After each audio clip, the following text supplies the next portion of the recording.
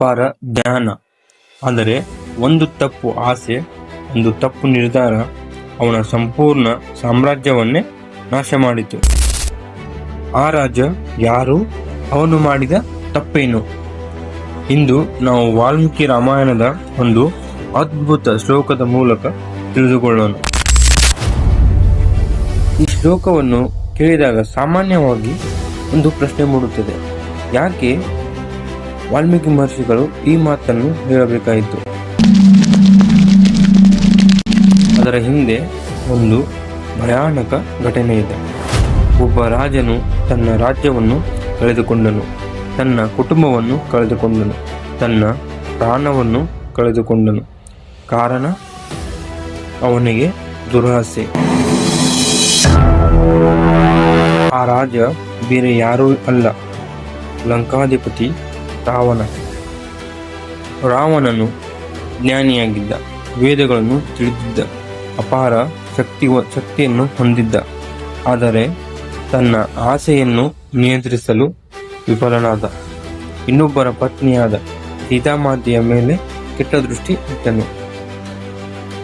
ಆ ಒಂದು ನಿರ್ಧಾರವೇ ಅವನ ಜೀವನದ ಅತಿ ದೊಡ್ಡ ತಪ್ಪಾಯಿತು.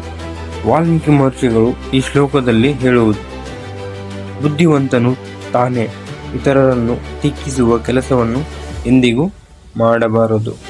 ಹಾಗೆಯೇ ತನ್ನ ಹೆಂಡತಿಯನ್ನು ಹೇಗೆ ರಕ್ಷಿಸಬೇಕೆಂದು ಬಯಸುತ್ತಾನೋ ಅದೇ ರೀತಿಯಲ್ಲಿ ಇತರರ ಕುಟುಂಬದ ಗೌರವವನ್ನು ಕಾಪಾಡಬೇಕು.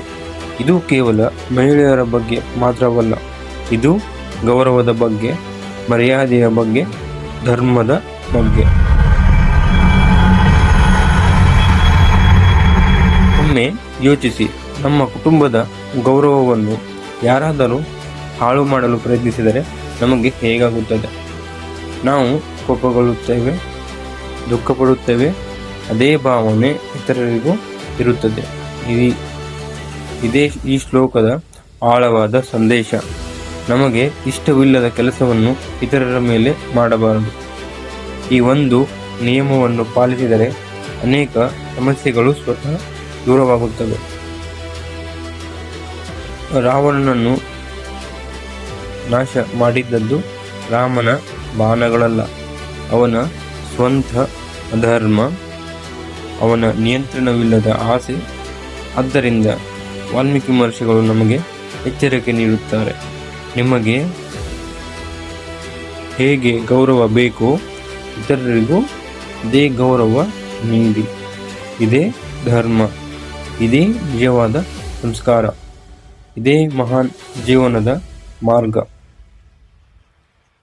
ಈ ವಾಲ್ಮೀಕಿ ರಾಮಾಯಣದ ಶ್ಲೋಕದ ಸಂದೇಶ ನಿಮಗೆ ಇಷ್ಟವಾದರೆ ವಿಡಿಯೋಗೆ ಲೈಕ್ ಮಾಡಿ, ಚಾನೆಲ್ ಸಬ್ಸ್ಕ್ರೈಬ್ ಮಾಡಿ ಮತ್ತು ಜೈ ಶ್ರೀರಾಮ್ ಎಂದು ಕಮೆಂಟ್ ಮಾಡಿ.